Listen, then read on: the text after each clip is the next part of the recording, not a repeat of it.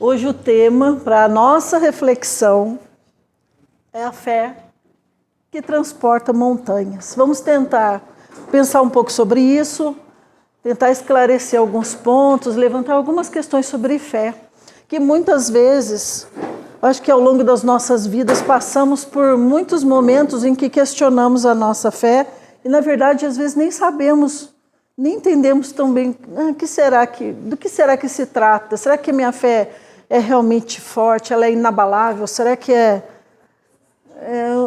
ela é superficial, é uma fé do gênero mais religiosa do que uma fé em Deus? Vamos pensar um pouquinho sobre isso? E essa reflexão é baseada no capítulo 19 do Evangelho segundo o Espiritismo. É um tema muito legal, muito bonito. Quando eu vou preparar, eu pego o capítulo, leio, eu estudo, depois eu procuro em livros da literatura espírita, que também é muito rica e muito vasta, porque sempre tem um texto que traz uma nova abordagem, um outro ângulo para falar dos temas. E o tema da fé é muito bonito. Eu gostei muito de trabalhar com ele de novo. Então, essa é a literatura, os livros que eu coloquei, que eu usei para basear aqui a nossa reflexão. O Evangelho, o livro de mensagens psicografado pelo Chico, que é o Fonte Viva, o livro do Leon Denis, onde tem um capítulo específico sobre o problema do ser, do destino e da dor, que a gente vai falar rapidamente sobre a dor. Um livro chamado Roteiro, também psicografado pelo Chico, editado pelo Emmanuel, e o Consolador, que é um livro de perguntas e respostas muito interessante também. Bom, eu vou começar aqui, que eu gosto dessa palavra etimologia, né? Ela é meio acadêmica, né? Fé é uma palavra que vem do latim fides, e ao longo da história foi uma palavra que foi sendo elaborada, surgiu lá no século XIII, mas ela foi sendo elaborada e adquirindo vários significados. Mas dentre eles, um dos significados é a adesão de uma forma incondicional a uma determinada verdade,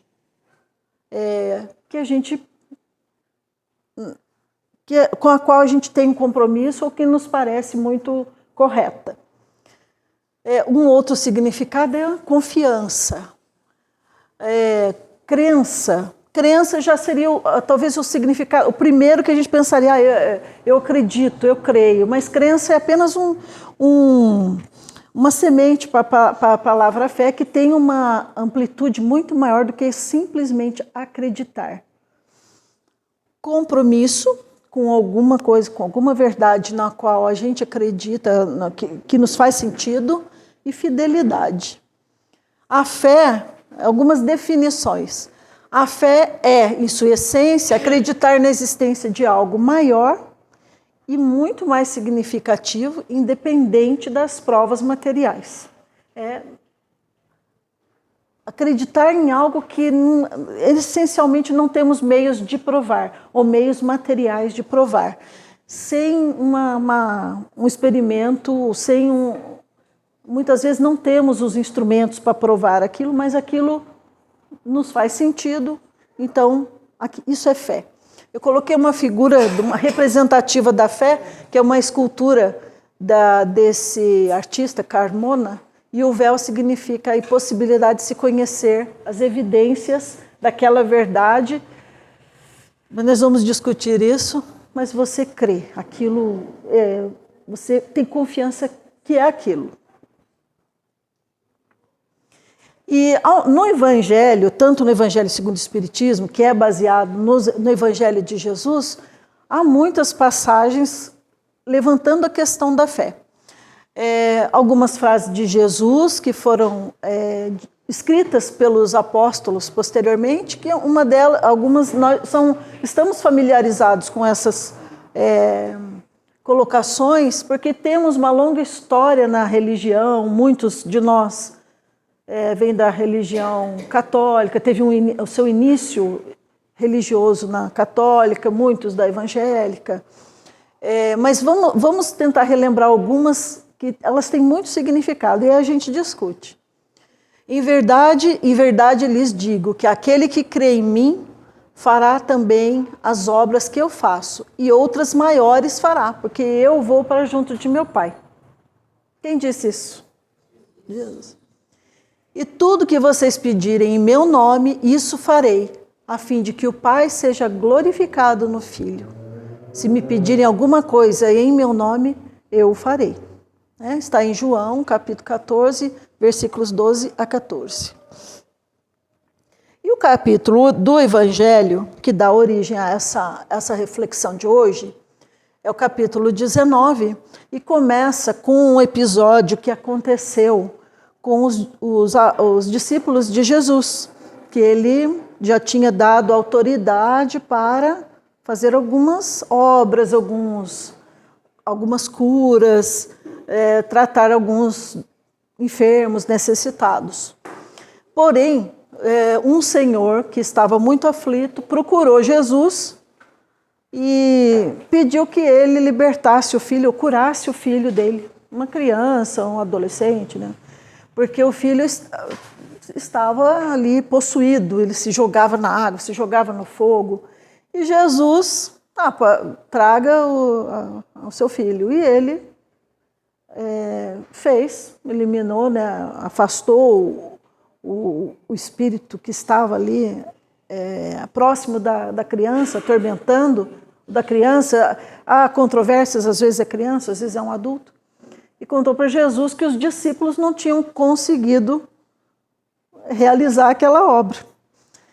E os discípulos chegaram: pois é, Jesus, não sabemos porquê, mas não conseguimos afastar esse espírito maligno dessa criança. Aí Jesus fala essa frase para eles. Em verdade, Jesus fica, chateado, né?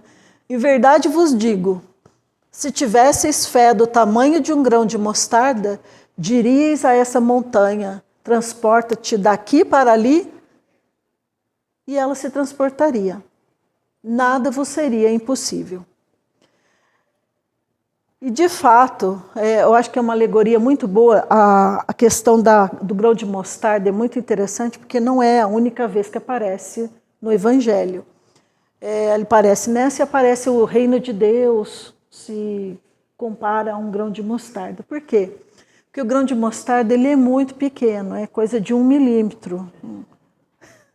E tem um potencial de se transformar numa árvore frondosa. E ele ainda fala, o reino de Deus se assemelha a um grão de mostarda, e quando ele é jogado na terra, e ele vai crescer e vai se transformar numa grande árvore onde os pássaros irão se abrigar. É esse o reino de Deus.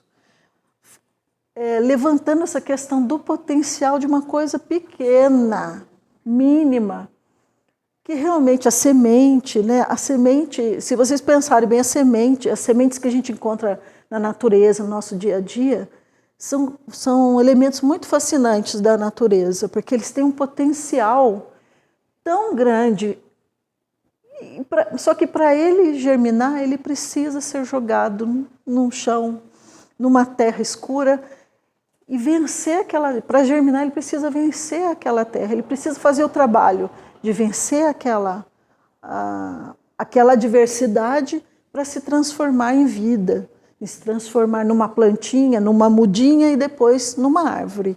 Quem já plantou de semente sabe, mas quando se planta assim flores, hortaliças, a gente vê. Imagina uma árvore que pode demorar anos para se transformar numa beleza dessa, esse grande potencial que vai abrigar muitos seres da natureza criados por Deus. Então é uma alegoria muito bonita, muito feliz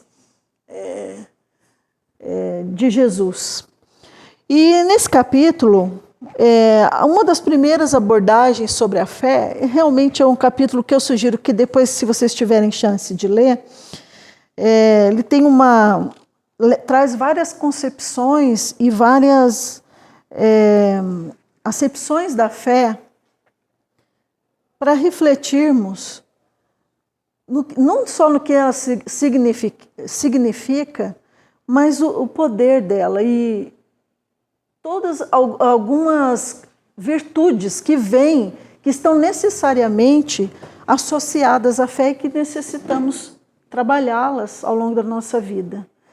Certamente nós ouvimos ao longo da nossa vida muito assim, tenho fé que vai conseguir, que eu vou conseguir, ou falamos para alguém, tenha fé que você vai conseguir, mas muitas vezes são palavras jogadas ao vento ou muitas vezes não traz aquela reflexão do poder, do potencial que a fé tem e o significado dela.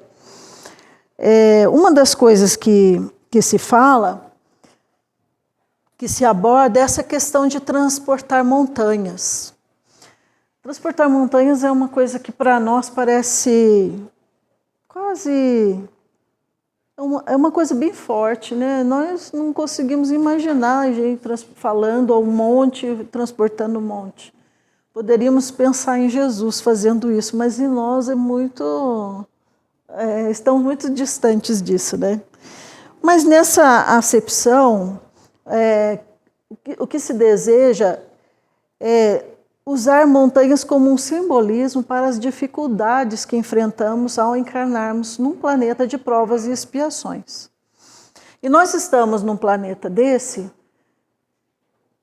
nós muitas vezes nos focamos em todo o mal que nós vemos acontecer, em todas as coisas erradas, as doenças, as pestes, o mal que o ser humano faz uns para os outros. Muitas vezes a gente se foca muito nisso, nos esquecendo que, assim como existe o mal, nós também temos muito o bem nesse planeta. Nós também temos pessoas fazendo bem. Nós tivemos muitos missionários de Jesus ao longo da história trazendo mensagens e exemplificando, porque a mensagem, mas pode-se fazer um bom orador, uma pessoa com prática, ela pode trazer mensagens lindas, pode transmitir coisas lindas, palavras, mas muitos missionários que nós recebemos no planeta exemplificaram. Então nós temos o bem, e temos o bem em nós também, nós sabemos disso.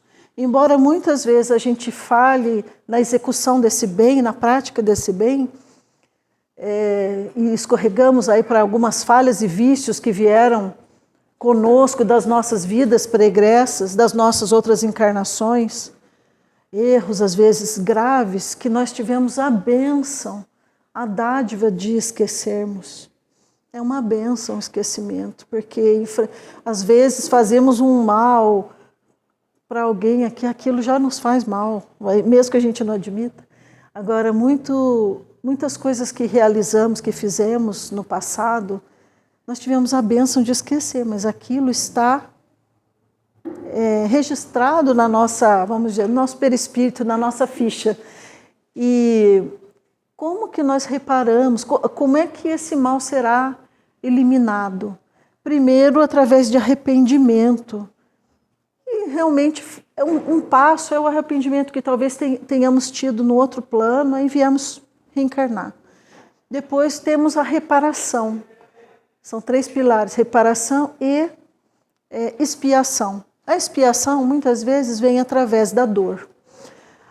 E a dor, vocês sabem que a dor nos acomete em diversas situações, diante de ofensas, diante de algum desprezo, de algumas palavras mais duras, pré-julgamentos, ou julgamentos que fazem conosco, maledicência, ou alguma traição, ou algum mau comportamento do nosso irmão para conosco. Isso nos faz sofrer, assim como quando nós fazemos, isso também faz sofrer nossos irmãos. Mas a nossa dor sempre parece que é pior ou maior que a do outro, né? E muitas vezes persistimos nela, alimentamos. Nós ainda nos ofendemos facilmente, nosso orgulho ainda está muito presente. Então, em muitas situações que às vezes são pequenas, são mais fáceis de resolver, a gente fica alimentando, às vezes não falamos nada, às vezes respondemos mal, às vezes vamos para casa, mas ficamos ali remoendo, e aquilo cresce, e aquilo nos causa dor. Além de todas as outras situações da vida, né, que é a perda de uma pessoa querida, a perda de uma oportunidade, de um emprego, alguns têm perdas materiais, e tudo isso são situações que nos trazem, é uma prova, são provas que nos trazem sofrimento e aflição. E isso muitas vezes abala a nossa fé. Aquela fé, né? Ah, Deus, acho que Ele deu uma esquecidinha de mim. A gente, quantas vezes? Ou quantas vezes não colocamos Deus na parede, né? Fala, Deus, se você resolva aí meu problema, eu estou... Onde está você? Quantas vezes? Eu posso dizer que eu já fiz isso, já passei por isso e eu acho que é muito natural. São momentos de fraqueza, momentos que estamos fragilizados e com o tempo, com a prática do bem, com o conhecimento, eu acho que esses momentos vão diminuindo. Mas em muitos momentos da vida a gente se revolta com aquela dor, com aquele sofrimento. Ninguém agradece pelo sofrimento, né? A verdade é essa. Eu não costumo agradecer e não sei como fazer isso, mas eu sei que eu precisaria agradecer por algumas situações difíceis, que são lições e que estão trazendo a lição que muitas vezes a gente se recusa a enxergar, né? Essa é a verdade. Então a fé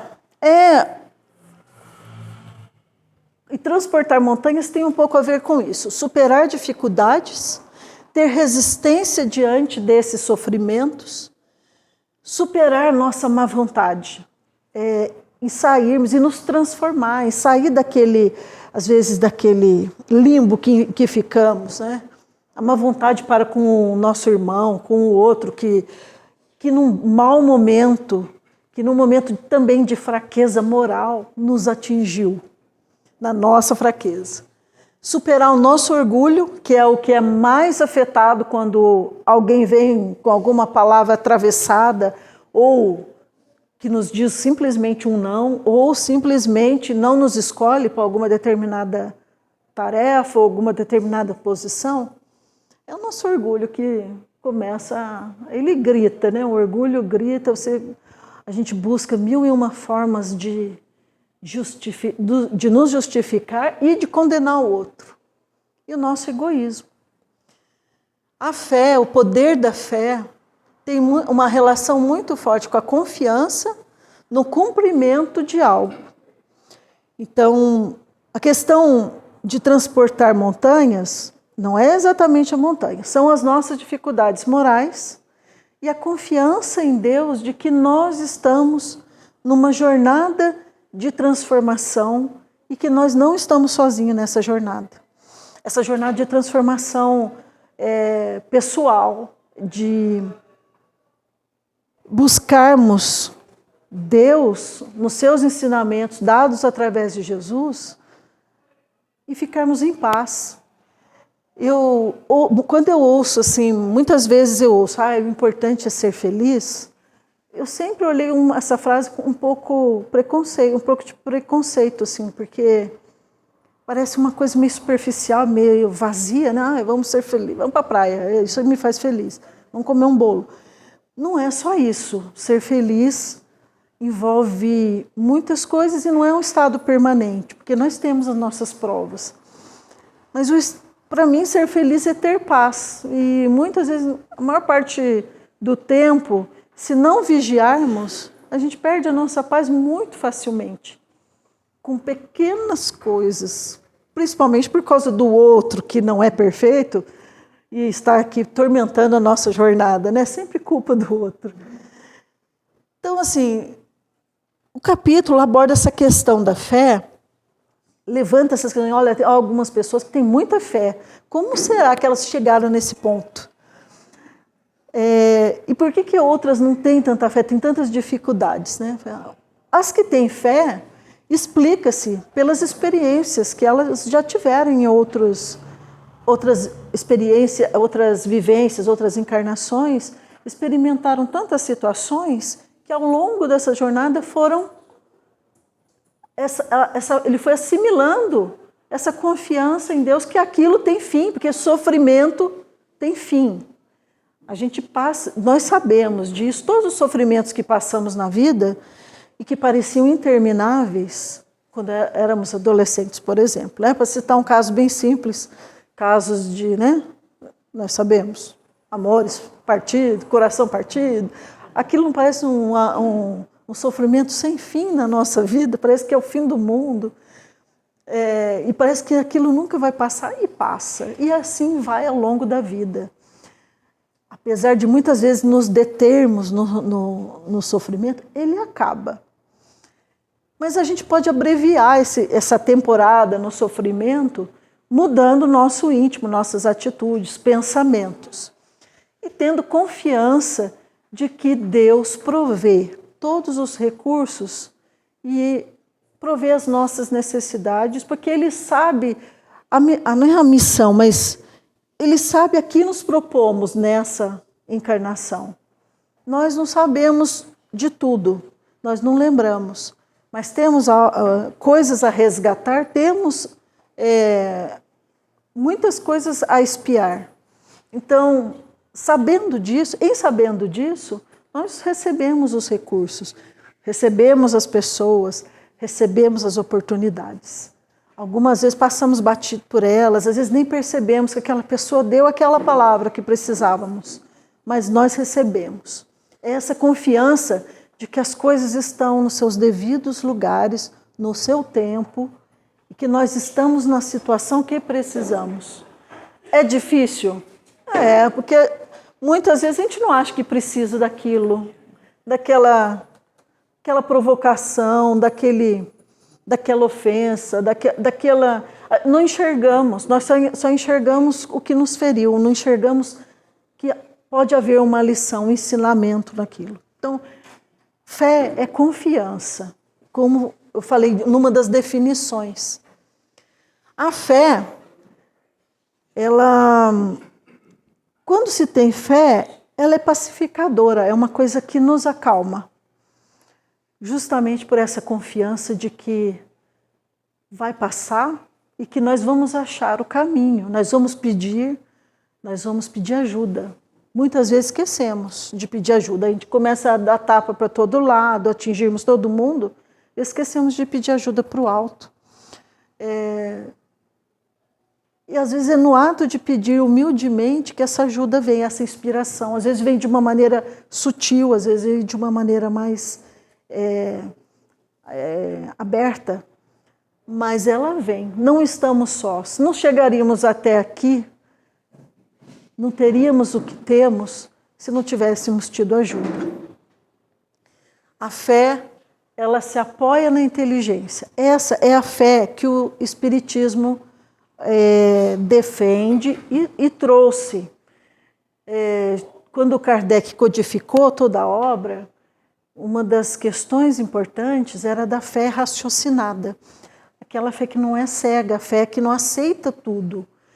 É a fé que se apoia na inteligência e que enxerga uma lógica, que enxerga um sentido nas coisas, que as coisas fazem sentido.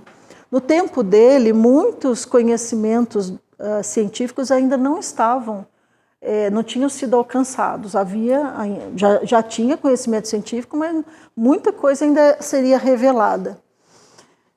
Mas muitas coisas, e hoje ainda temos mais conhecimento ainda, nós já podemos apoiar a nossa fé na inteligência e percebermos que muitas coisas já foram esclarecidas e se encaixam perfeitamente e fazem muito essa transformação, a reencarnação, a necessidade de trabalharmos na nossa reforma íntima, vou usar esse termo, reforma íntima, essa transformação pessoal nas condutas, nos pensamentos, nas respostas que nós damos, que não é simplesmente uma ação e reação, mas é uma ação. Nós devemos ser ativos nessa transformação e nas mínimas coisas. Que seja um grão de mostarda, que seja um passo de cada vez, que aceitemos que muitas vezes não conseguimos dar grandes passos e que às vezes até damos um passo para trás, cometendo aí alguns delitos morais e de outras naturezas. Mas é o nosso grãozinho de mostarda que a gente pode ir enchendo a nossa bolsa, o nosso espírito e considerando, é pequeno, mas vai frutificar, mas vai dar uma grande planta que vai se expandir, vai abrigar coisas boas, coisas belas na nossa vida. São nas pequenas atitudes, um passo de cada vez. Porque às vezes grandes passos são difíceis e a gente escorrega e daí desanima. Então, comecemos com as pequenas atitudes. Primeiro conosco, olhando para nós, nos entendendo que somos fracos muitas vezes, somos pequeninos muitas vezes, mas também somos dotados do amor de Deus, que Ele nos deu essa centelha para expandirmos. Então, pega seu grãozinho de mostarda e confia nele, que ele tem muito potencial. E você planta esse grãozinho, ele vai frutificar. Eu acho que essa questão do grãozinho, que é o tamanho de uma unha, assim, talvez, nem chega a uma unha, uma pontinha de unha, ele é muito simbólico e a gente pode usar no nosso dia a dia, nos pequenos gestos, nos pequenos pensamentos e corrigindo a nossa rota. A fé é aliada também da humildade. O que significa isso? Tudo isso estou trazendo do capítulo. A fé sem humildade, ela se esvazia. Por quê? A humildade é confiarmos que Deus, é de Deus que vem tudo. Ele é mais. Nós podemos confiar em nós mesmos, mas em primeiro lugar é Deus. Nós confiando em nós é uma coisa assim muito positiva, porque nos motiva, nos impulsiona para realizar, para botar em movimento as ações que nós necessitamos para mudar nossa vida e para alcançarmos objetivos, nossos propósitos, o propósito de sermos pessoas melhores. Mas é Deus, primeiro Deus. E muitas vezes, vamos lembrar que das muitas coisas que queremos realizar, vamos lembrar de pedir a inspiração e a ajuda de Deus e dos bons espíritos, dos nossos mentores, para nos auxiliarem nas nossas decisões. Às vezes, você está indo para uma oportunidade, às vezes é uma palavra, uma atitude que te faz perder aquela oportunidade. E a oportunidade é variada. Pode ser uma oportunidade de trabalho, mas pode ser uma oportunidade de se reconciliar com alguém, por exemplo. Coloca Deus no caminho, coloca Deus em primeiro lugar. Essa é a fé que é aliada da humildade. Fala, eu vou, mas Deus vai comigo, Ele vai primeiro. Deus põe a mão nisso, Deus me fortalece. Deus inspira essa pessoa, ou inspira... Ele é quem sabe, essa oportunidade é para mim. Às vezes nós queremos tanto que não enxergamos que não é o momento, não é daquilo acontecer. Isso nos aflige, nos revolta muito. Mas se nós colocarmos Deus nessa história, e Ele que sabe, Ele que depende tudo da vontade dEle. Nossa vontade pode ser muito poderosa, mas é a primeira vontade de Deus, é a vontade dEle que prevalecerá, porque Ele conhece as nossas necessidades. Uma outra questão muito interessante de lembrarmos é a questão da... Vocês já conhecem muitos casos de cura pela ação magnética. Nós temos muitos casos de médiuns curadores. Não vou especificar aqui, mas na doutrina nós temos muitos casos de médiuns que trabalham com curas. E isso é abordado no capítulo, lembrando que o médium é um instrumento, um meio para que os espíritos, a espiritualidade haja e nos ajude através de comunicações, através de mensagens, através de fluidificação, através de uma transmissão de energias. Muitas vezes, esse médium também, ele doa também parte dos seus fluidos para executar essas curas. E essas curas nós conhecemos muito bem. foram realizadas por Jesus, naquelas curas maravilhosas de curar um cego de nascença, curar um paralítico, uma pessoa que tinha um problema de saúde muito sério. É muito interessante essa ação do magnetismo, a ação sobre os fluidos universais para executar cura. E que esse capítulo traz essa reflexão sobre a fé aliada a esse potencial de manipulação de fluido, do fluido universal.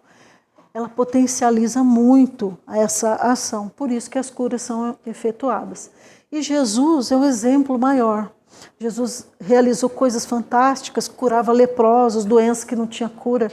Então Jesus era um ser superior com uma capacidade infinita e que enxergava tudo. Mas lembre-se de uma coisa, ele tocava muito no assunto da fé do curado.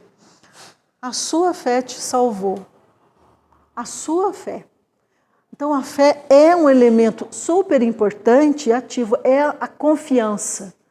Jesus tinha todo aquele poder, que é o poder do amor, o poder dado por Deus e o poder da sua espiritualidade superior, e ele aliava isso à fé daquela pessoa que buscava uma cura. Isso é muito importante, lembrarmos disso. Às vezes pode ser que uma cura do jeito que nós esperamos não aconteça naquele momento. Mas eu acho que a questão é, às vezes naquele momento você precisa daquela situação, né? Mas a nossa fé vai nos conduzir, pode nos conduzir a uma transformação do nosso eu, da nossa conduta, do nosso espírito, que vai proporcionar a situação ideal para a nossa cura, seja lá ela qual for. Alguns podem ser que não encontrem a cura neste momento, porque eles têm o tempo para aquilo acontecer, né? Então nós precisamos refletir o quanto ela é importante. Eu queria comentar aqui rapidamente, que também apareceu no Evangelho, a questão da fé religiosa.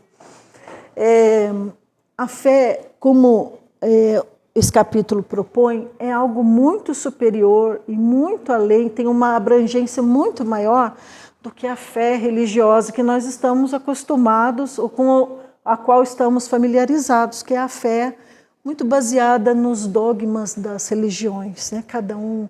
Aqui eu coloquei algumas religiões, né? A religião católica, as religiões de matrizes africanas, as religiões da tribo Maui agora fugiu o nome.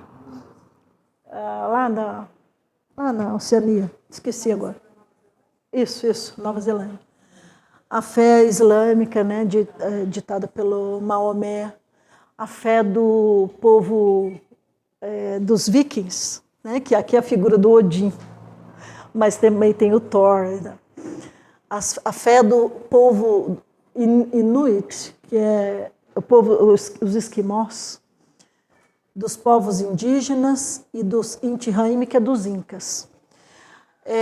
A fé religiosa, nesse caso, tinha uma raiz muito na intuição da existência do céu, a existência de um plano superior, com muitas diferenças de uma religião para outra, cada um tinha a sua acepção de céu. Por exemplo, o povo Maui, eu não sei se agora ainda é desse jeito, mas pelo que eu pesquisei, fala-se que o povo Maui é muito afeito, tem uma apreciação muito grande pela guerra. Então, para eles, o céu era um lugar onde eles poderiam guerrear infinitamente. É a crença deles. Nos indígenas, para os povos indígenas, o céu é o local de muita caça, de muita comida, de muita natureza, é relacionado à natureza. Os povos incas também, todos eles, o que eu achei mais interessante é esse ponto comum. A percepção e a intuição de que existe um plano paraíso, assim. Cada um tem o seu paraíso, né? E para a gente também, se a gente pensar um pouco, paraíso para nós, se a gente perguntar, cada um vai... talvez tenha aí, precisa ter isso. No meu paraíso, por exemplo, teria que ter um abacaxi, gente. Eu não poderia ir para um paraíso sem abacaxi, adoro. Uma ilha, assim. No catolicismo tem o céu, tem o inferno, o purgatório, né? Tem aquela história lá que a gente vai ficar um tempo lá no purgatório. As matrizes africanas usam tem vários deuses, né? Cada um ligado a uma característica da natureza. No Islã, o Maomé, o islamismo propõe que existe 7 andares no céu. E o inferno são 7 subdivisões. Então, todos nós, acho que no mundo todo, nós estamos aqui, temos essa percepção comum, claro, com várias diferenças, mas cada um tem essa percepção do céu, de um Deus, talvez de um Deus. Pode ser que na prática do dia a dia, por exemplo, nos vikings, eles não tinham uma prática religiosa. A prática religiosa era só nos solstícios, então tinha aquelas celebrações, que eles faziam as oferendas e tal. Mas o ponto em comum é a fé na existência de um plano, e nesse plano tem um Deus, talvez mais de um, né? No caso dos vikings era o Odin, acho que no caso aqui também tinha mas tem umas religiões politeístas aqui. Essa intuição nós guardamos, a existência de um Deus, de um plano superior para onde nós vamos se formos bonzinhos, se fizermos a coisa certa. E é claro, aquele nosso irmão que só faz coisa errada, ele vai queimar no fogo do inferno. Ele vai queimar no mármore do inferno, a gente já conhece, né? Uma outra definição interessante, isso aqui era só para ilustrar a questão das religiões, essa intuição dessa fé. Aos dogmas, mas a fé tem uma abrangência bem maior. E no livro O Consolador, que eu acho que eu não trouxe ele tem uma perguntinha lá especial sobre a fé. É a pergunta 354. O que é a fé? Pode-se definir o que é a fé? E aí ele tem uma definição muito bonita.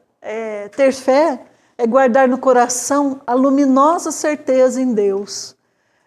É uma certeza que ultrapassou o âmbito da crença religiosa, fazendo o coração repousar numa energia constante de realização divina da personalidade.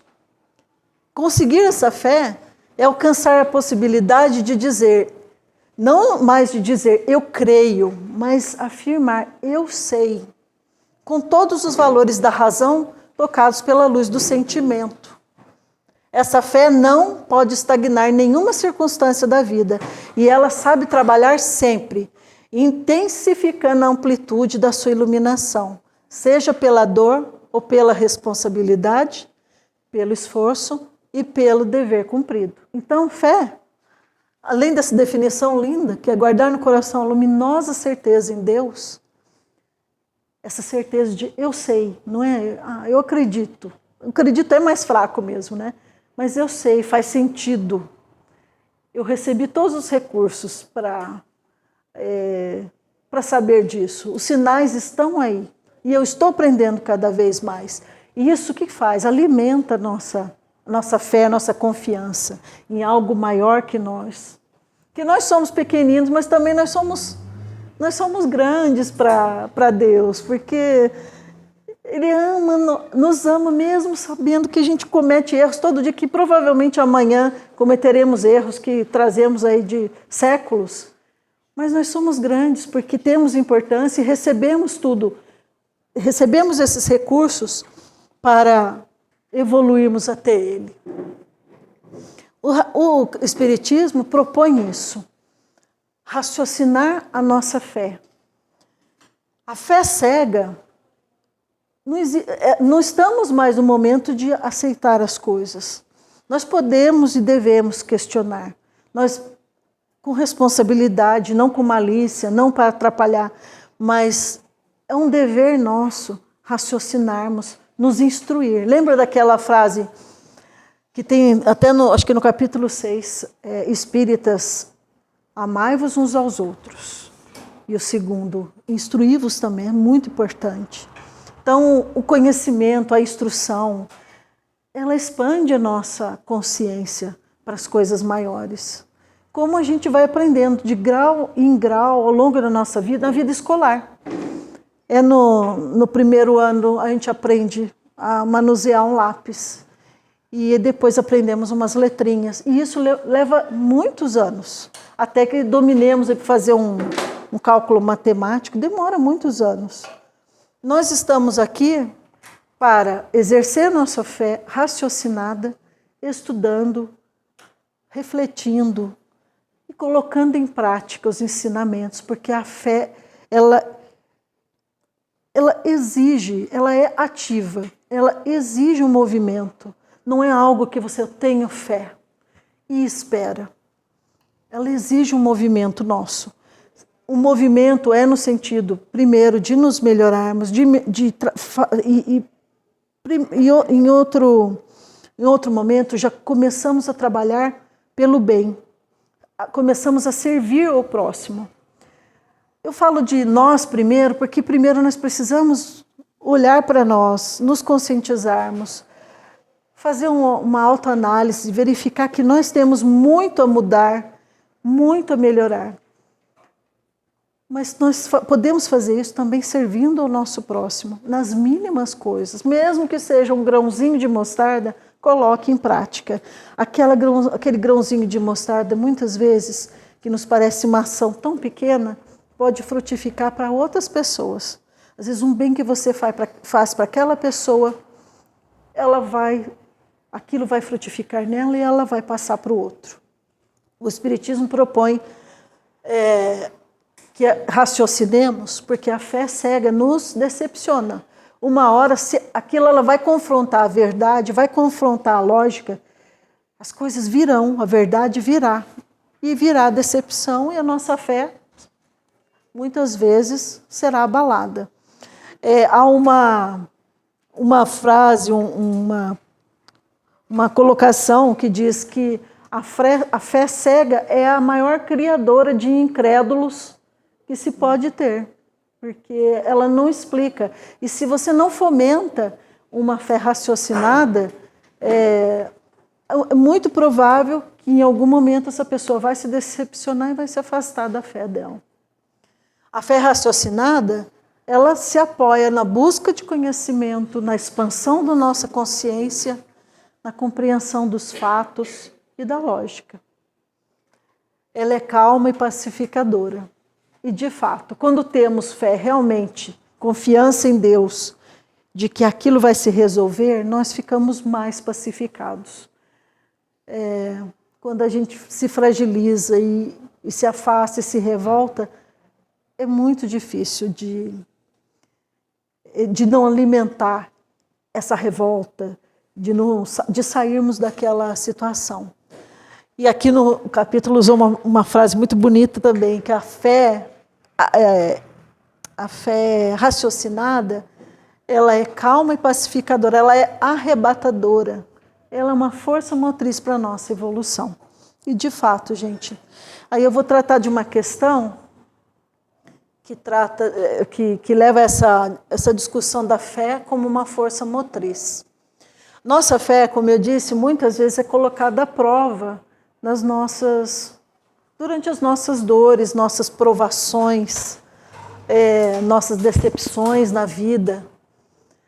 E nós nos revoltamos com nossas dores, com situações.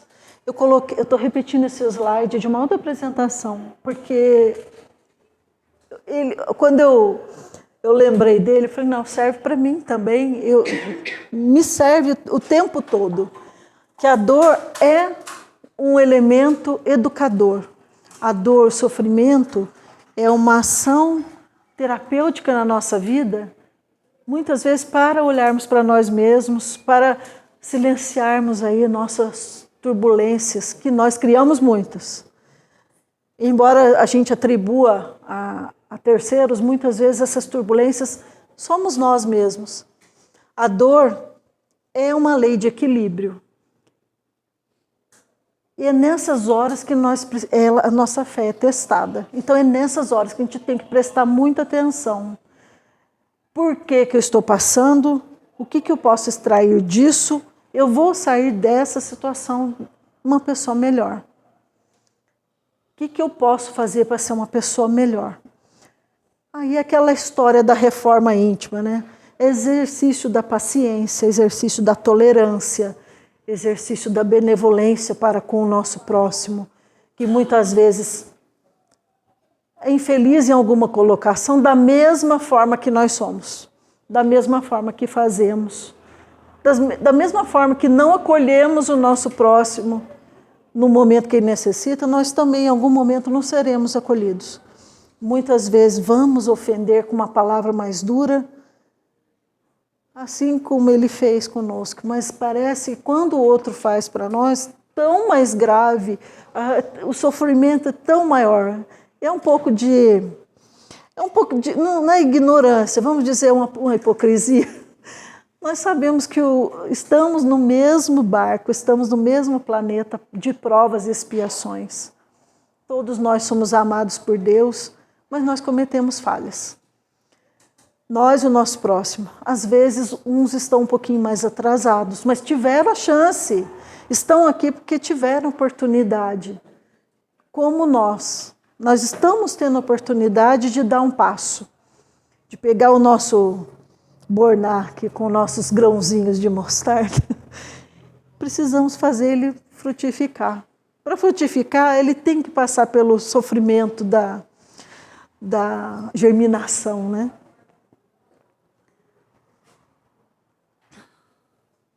O apóstolo Paulo, acho que ele é talvez um dos maiores divulgadores do Evangelho de Jesus, ele também nos deu ensinamento sobre a fé. Em algum momento ele fala que a fé bastaria, que nem seria necessário obras, mas ele foi um dos maiores obreiros de Jesus depois que ele se abriu, depois que Jesus o despertou, né? Porque ele tinha vindo com a missão, um homem forte, inteligente, bem informado, tinha todos os recursos e perseguiu o cristianismo. Então, em algum momento, numa das cartas dele, ele fala: a fé não é necessário obras. Mas a gente vai tratar dessa questão das obras aí no Evangelho de Tiago. E ele fala assim, da fé: é a certeza daquilo que esperamos e a prova das coisas que não vemos. E sem fé é impossível agradar a Deus. Estai, pois, firmes, tendo cingidos os vossos lombos com a verdade e vestida a couraça da justiça, e calçado os seus pés na preparação do evangelho da paz, tomando sobretudo o escudo da fé, com o qual podereis apagar todos os dardos inflamados do maligno. Tomai também o capacete da salvação e a espada do Espírito, que é a palavra de Deus. Então, Paulo era muito forte, tinha mensagens, ele escreveu cartas porque ele já não conseguia visitar todos os centros quando o cristianismo, a disseminação do cristianismo começou. Então ele começou a escrever as cartas. E as cartas são muito interessantes. Alguns pontos lá pode-se dizer que são um pouco polêmicos, geram algumas polêmicas, alguns debates espíritas, mas são mensagens fortes e poderosas de alguém que, encontrando Jesus, encontrou a sua fé, que estava, vamos dizer, direcionada para outro lado, né? Encontrando Jesus, ele entendeu o verdadeiro sentido da sua fé. A verdadeira fé. A verdadeira fé, segundo o Evangelho segundo o Espiritismo, ela é mãe de todas as virtudes. A esperança de que aquele propósito maior vai se resolver, vai ser atingido, e ela é aliada da caridade. A fé, ela precisa necessariamente estar imbuída de caridade. A caridade é esse sentimento para com o outro, sentimento de benevolência, de apoio, de entendimento, de acolhimento com o outro e conosco também.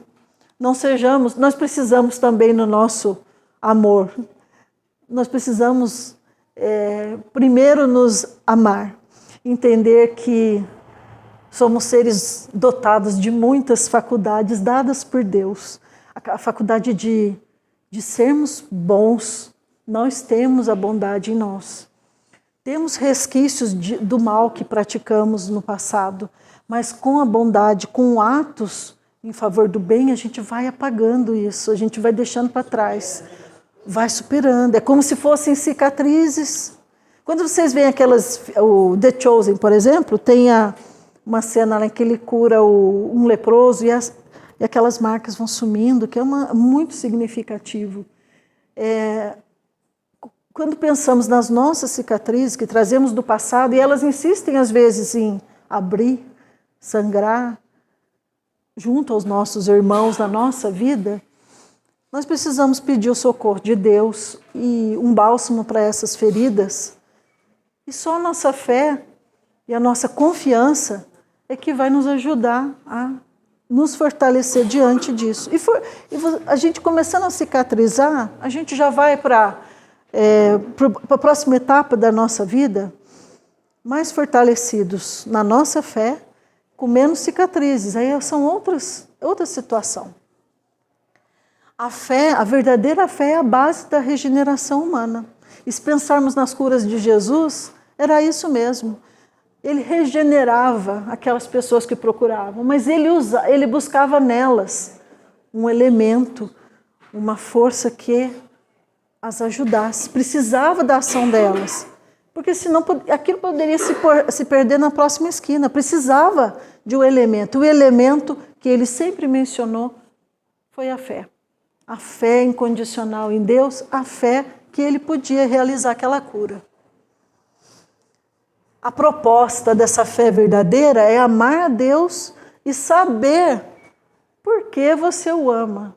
Porque ele faz sentido, porque é maior. Porque nós não conseguimos, talvez, alcançar a dimensão de Deus, Criador de todas as coisas. Não temos uma explicação ainda.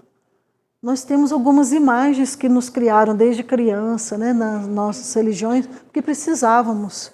Mas hoje nós podemos tentar encontrar ou expandir a nossa consciência para entender que há algo muito maior e que está presente e que é responsável pela criação do universo, que é infinito, pelos planetas, pelas estrelas, pelas galáxias. Nosso colega fez uma apresentação aqui essa semana e mostrou imagens lindas das galáxias.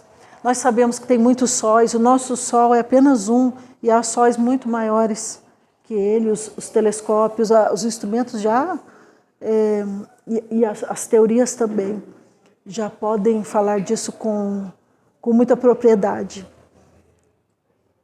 Nós temos Deus, nós precisamos trabalhar essa fé, porque nós estamos a caminho de plenitude, nós estamos a caminho de algo muito maior, mas nós damos...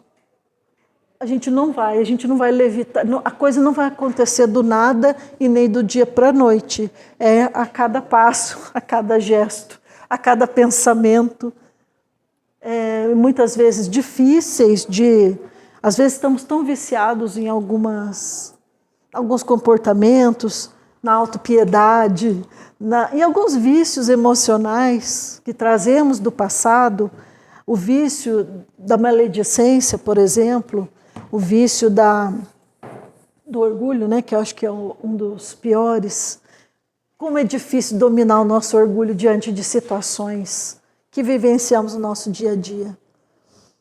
Mas se nós tivermos essa fé verdadeira, que sabe que para além de tudo isso, há algo maior, que nós estamos evoluindo para sermos seres superiores, para chegarmos a um estágio que Jesus chegou, demora, obviamente, vai demorar muito tempo, mas nós podemos chegar lá. E essa fé verdadeira que vai agir como força motriz na nossa vida. A fé divina e a fé humana. A fé, uma outra designação de fé que eu achei bem bacana, sentimento inato inato do ser humano na sua destinação futura, que é sermos espíritos superiores, elevados, que trabalham em grandes obras, que trabalham por aí no universo, mas para chegarmos lá nós precisamos passar por aqui, precisamos passar pelo mundo de regeneração, pelos mundos felizes. Temos uma longa jornada, ainda estamos numa caminhada, numa jornada que é ainda cheia de percalços devido aos nossos erros do passado. Nós precisamos ter uma tomada de consciência das nossas faculdades, do nosso potencial imenso que Ele nos proveu. Ele nos deu a outros, outros evoluíram, vieram nos ajudar. Elas estão aqui, mas nós precisamos trabalhar nelas. Como é aprender a ler, aprender a escrever. Teve um longo caminho. Teve aquele exercício caligráfico, o lápis era pesado na nossa mão. Houve um longo caminho e olha, aí, pouco tempo, no segundo ano da escola a gente já sabia. E hoje fazemos outras coisas bem mais sofisticadas.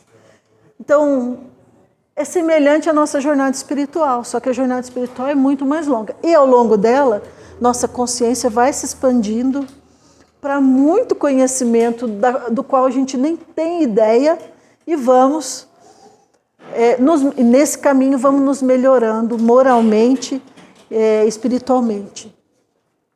Jesus,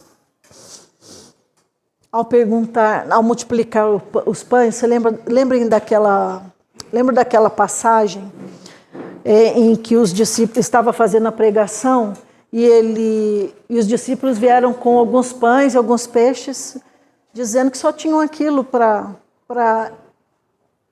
alimentar toda aquela multidão. E Jesus não perguntou quanto vocês têm, ele perguntou o que vocês têm. E daquelas migalhas, daquelas poucas coisas, ele alimentou uma multidão. Mas o que eram essas migalhas? É o que nós temos para ofertar. O que coloque à disposição. Nós queremos muitos milagres na nossa vida. Queremos realizações. O que nós temos para colocar na mesa? Coloque, oferte. O que podemos oferecer? Um ser melhor. Uma pessoa mais trabalhada na moral, no emocional. Uma pessoa mais trabalhada no bem. Mais disposta a servir, a trabalhar. E quando fala-se de servir, não precisa necessariamente sair para distribuir. Eu tenho que fazer grandes obras. É fazer pequenas coisas. Comece com pequenas coisas e as obras vão aparecendo. Onde você for necessário, você vai chegar lá. É necessário exercer a sua fé, ofertando, colocando as suas faculdades, o seu potencial, os seus recursos em benefício do outro. Isso é super importante. Aqui umas imagens lindas e não sei quem ainda não assiste o The Chosen, mas está até passando no cinema a 4ª temporada, aqueles episódios de cura da mulher que tinha um fluxo sanguíneo fazia mais de 10 anos e Jesus no meio da multidão e ela se arrastou e ela não podia chegar perto de ninguém porque ela era considerada impura. Ela era banida o tempo todo. E ela como é que ela se sentia? Nossa, não, a própria família, né, tinha desprezado ela, colocado ela para fora, porque ela era impura. E ela ali tentando achar Jesus, e no meio daquela multidão, ela tinha uma certeza tão linda, tão incondicional, e ela se arrastou no meio da multidão, e tocou, é só eu tocar nas vestes, e tem lá um fiozinho na roupa dos judeus, né? Só de tocar nas vestes, ela acreditava que isso ia acontecer, e a cena é muito tocante, porque ela toca, e ela sente imediatamente que ela foi curada. É assim, é coisa para chorar mesmo. E ele sente, eles fizeram uma cena linda, que ele sente aquela virtude, né? Quem me tocou? Ele percebe aquela transmissão de energia, Foi na hora, e ele fez ela se identificar. É muito tocante essa fé. Ela se arrastou, ela tocou assim na barra da saia, no meio dos pés do pessoal, e foi curada imediatamente. E ele a chamou ele falou, minha filha. Ele a chamou de minha filha. Ela falou, eu não sou filha de mais ninguém. Eu já não sou filha de ninguém. E ele falou, você é minha filha. É uma cena muito tocante. Se vocês tiverem a chance de assistir, eu gosto muito da imagem dele, que ele tem uma imagem extremamente amorosa para com as pessoas que ele cura.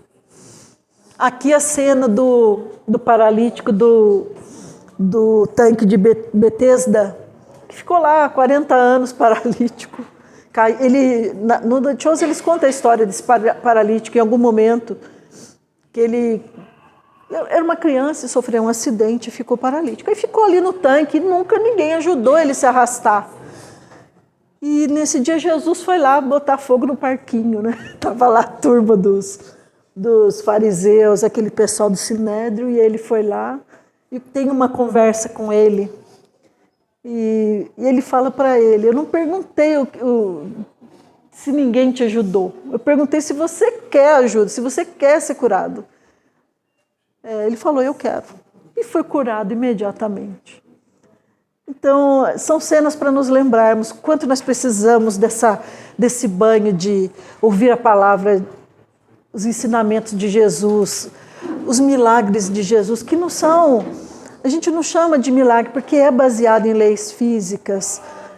É um poder que ele tinha de operar no fluido cósmico universal e efetuar essas mudanças para o bem, para o testemunho da sua grandeza, o testemunho da grandeza de Deus. Aqui é aquele cego de nascença, que ele cura na frente também de alguém lá do Sinédrio. É aquela cena em que ele faz o barrinho, não sei se ele cospe, né? Acho que ele não lembra se ele cospe, ele cuspiu e passa assim nos olhos, ele é curado imediatamente. E a cura do leproso. Os leprosos eram... Tá bom, obrigada. Os leprosos eram banidos, nós conhecemos bem essas histórias. E Jesus não só foi lá, e o leproso falou para ele, eu sei que me falaram que você estava na festa das bodas e fez operou aquele milagre lá nos vinhos. Minha irmã me contou e eu sei que você pode fazer. Eu sei que se você quiser me curar, você cura. E Jesus simplesmente fala para ele, eu quero. É muito tocante também. Então, assim, precisamos nos munir disso, de alimentar nossa fé, ouvir a palavra, buscar. Eu acho que ele foi filho da Nora e Jesus. Foi. Ninguém podia fazer mal contra ele. Não. Não estávamos em condições, né, de entender. Mas tudo aquilo pelo qual ele passou, a mensagem dele ficou mais forte, o exemplo dele. Ele ficou... Realmente, é difícil de entender e muitas vezes de aceitar que até... Quantos de nós não estávamos no meio daquela multidão? Eu já fui sim. Ai, e será que se ele viesse não faríamos o mesmo? A fé e as obras. Vamos fechar com essa questão das fé e as obras. Como eu falei, a fé é um elemento ativo. Ela é uma força motriz. Não adianta ter fé e esperar que a coisa aconteça. Nós operamos isso. Nós criamos as condições para que Deus opere na nossa vida, opere naquilo que desejamos que aconteça. É uma força motriz. A fé verdadeira, ela estuda, ela examina os fatos, pesquisa, sem preconceitos. Ela cresce no conhecimento e na vivência do Evangelho de Jesus. O Evangelho de Jesus, ele é muito bonito, todos nós conhecemos. Às vezes, na prática, a gente não consegue, a gente se esquece. A gente poderia começar a exercitar o que Jesus faria, o que ele esperaria de nós, né, hoje. O que ele espera de mim? Ô, Jesus, Saia da sua cama e já fala com ele, ó, vai comigo, vem comigo, sei que você está comigo, me dê força, esteja comigo, porque eu serei uma pessoa melhor. Faça oração, peça a proteção, peça os recursos para você realizar. Porque é muito fácil de escorregarmos nos nossos vícios e defeitos. As situações vêm, porque nós estamos aí para sermos provados e nós precisamos nos munir.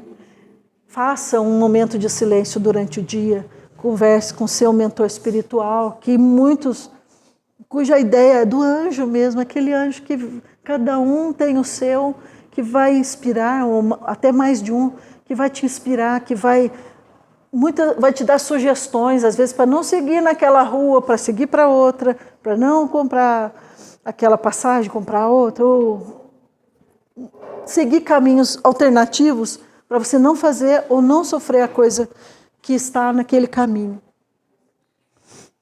A fé sem obras, ela é vazia, segundo Tiago. Ele tem um capítulo do Evangelho lá de Tiago, ele bate muito nessa questão. O Evangelho dele é pequeno, mas é muito bom, é muito contundente nessa questão da fé sem obras. Ele vai direto ao ponto, curto e grosso, não quer nem saber, e nos coloca na parede. Fala, sem obras, a sua fé é vazia. Nós precisamos trabalhar. E qual é a primeira obra? A primeira obra é em nós. É corrigindo a nossa rota, nossos erros, nosso orgulho. Às vezes, não estou dizendo para engolir sapo, porque eu mesmo não consigo. Mas engolir as palavras, que às vezes elas vão sair mais ásperas do que a gente imaginou. Às vezes ela vai machucar muito mais do que a gente planejou, que às vezes a gente planeja. Às vezes algumas palavras saem pontuais, né? A gente precisa corrigir dia a dia, cada vez a vez, né?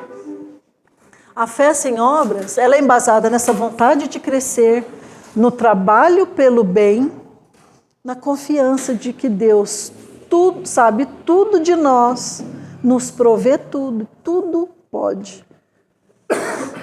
Então, voltando aqui ao grão de mostarda, que eu achei ele bem bonita essa figura, que ele pergunta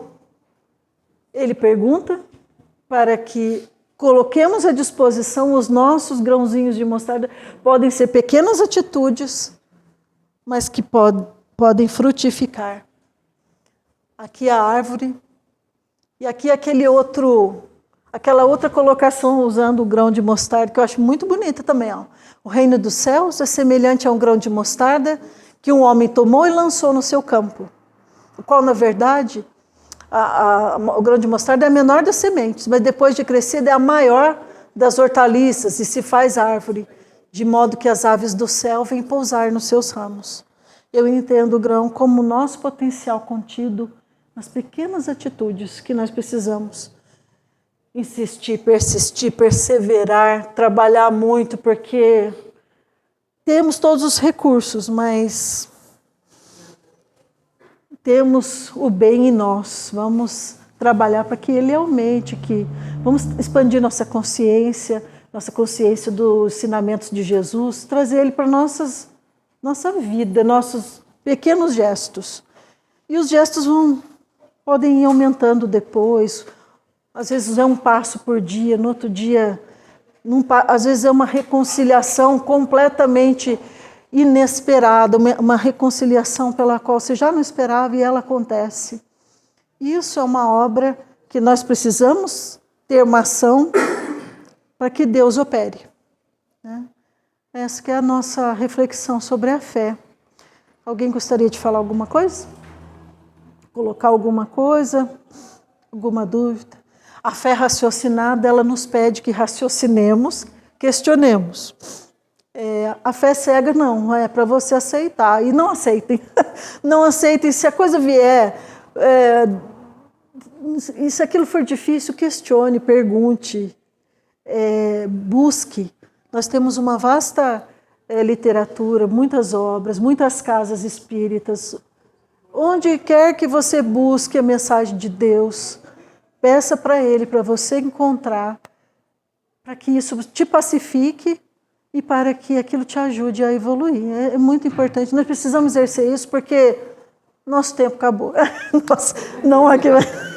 Tá bom? Agradeço muito a todos vocês pela escuta paciente.